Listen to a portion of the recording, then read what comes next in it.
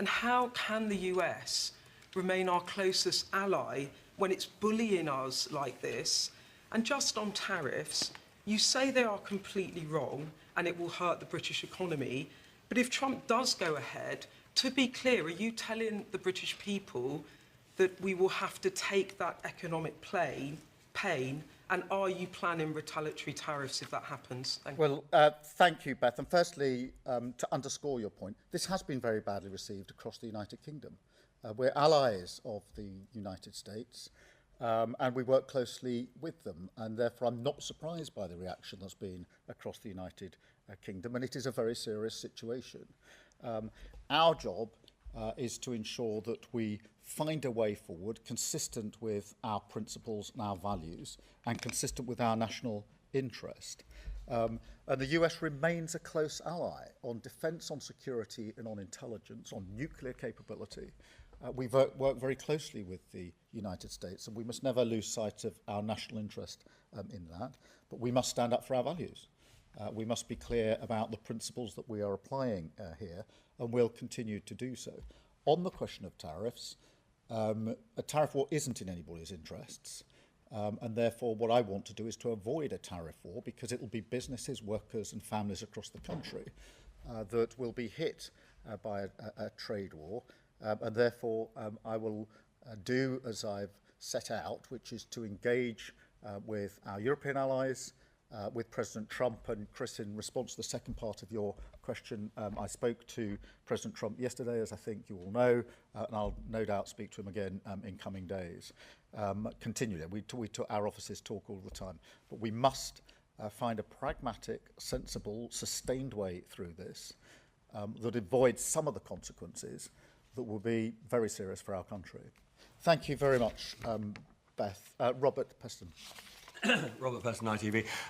Prime Minister, your entire approach is predicated on the idea that Donald Trump is amenable to reason and respects the rule of law, but it's patently clear that neither of those assumptions are true. So when will you consider some kind of economic retaliation through tariffs? And will you talk to the monarch, to the king, about not going to America to celebrate 250 years since independence?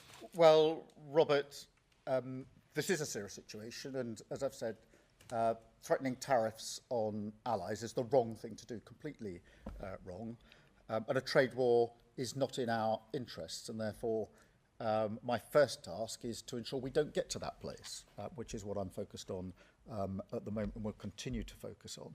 In relation to wider issues, I don't want to lose sight of the central goal here, which is to avoid the seriousness that a trade war would bring. In relation to your broader point, we do have to remember at all times that it is in our national interest that we continue to work with the Americans when it comes to defence, to security and to intelligence. Our nuclear deterrent is our foremost weapon and deterrent when it comes to securing the safety of everybody in the United Kingdom. It's my primary duty, and that requires us to have a good relationship with the United States. But it doesn't mean, as I said a moment ago, that we pretend we don't have differences. We do have differences, and I've set out some of those differences here this morning in relation to Greenland. Differences of opinion in terms of who should decide the future of Greenland. I'm very clear in my position in that. And differences of opinion on the use of tariffs in a situation like this. And again, I've been very clear saying they're completely wrong.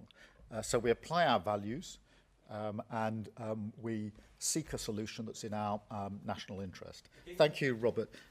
Chris Hope. Chris Hope, GB News, Prime Minister. Donald Trump says he no longer feels an obligation to think purely of peace. Is now the moment you must choose between the US and the EU? Is this a fracturing in your special relationship? Firstly, I don't think it's right for us to choose between the US and Europe. And that's not a new position today. That's the position I've consistently held, as have previous governments, because we are allies with our European partners and allies with the US. And the strength in being able to keep both those alliances has served us well over the last 80 years. So this is not a moment to sort of choose one between the other. I have argued, and this is not an argument for the first time today, and I've spoken to European allies and leaders about the need for Europe to step up and do more in its own defence and security. I feel that over many years we've not paid enough attention to what we European nations can and should do in our own defence, and this reinforces why it's important that we do that in defence and security. And defence and security these days, of course, includes energy and resilience and cyber, as well as the traditional defence and security. Europe has to step up into that space, and that's an argument I've been leading on and making for a number of months now with our European partners, and will continue to do so. Thank you, Chris. I've got Gary Gibbon from Channel 4. Gary. Thank you, Prime Minister. You say that Donald Trump remains an ally, but a lot of people would look at his behaviours and say he's not remotely behaving like an ally. Is there anything he could do that would make you think he was no longer an ally? Or is it just unthinkable? Are we totally locked in? And just one other, if I may, some puzzlement that those forces, quite limited military personnel that went to Greenland, that he interpreted that as a hostile act. Do you have any sense that he might have been misinformed about that in entire expedition? Well, taking the second bit first, if I may, that is one of the things I discussed with President Trump yesterday in relation to those forces which were clearly there to assess and work on risk from the Russians. And so there's real clarity, I hope, about that. In relation to the relationship, we must never lose sight of the fact that on defence, security, intelligence and nuclear capability, we work very closely with our US allies, and it's in our national interest to continue to do so. That doesn't mean pretending we don't have differences, and I don't think anybody could suggest I'm pretending we don't have differences. I'm spelling out what those differences are, what our principles and values are, and how we approach them. But we do continue to work with the Americans. The situation in the Middle East is fragile. There is a ceasefire. We need to move to phase 2. We mustn't lose sight of that.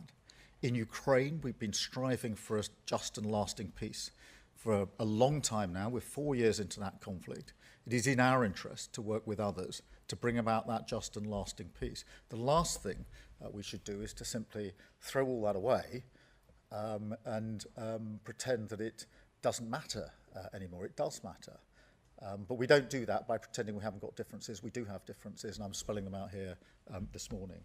Thank you very much.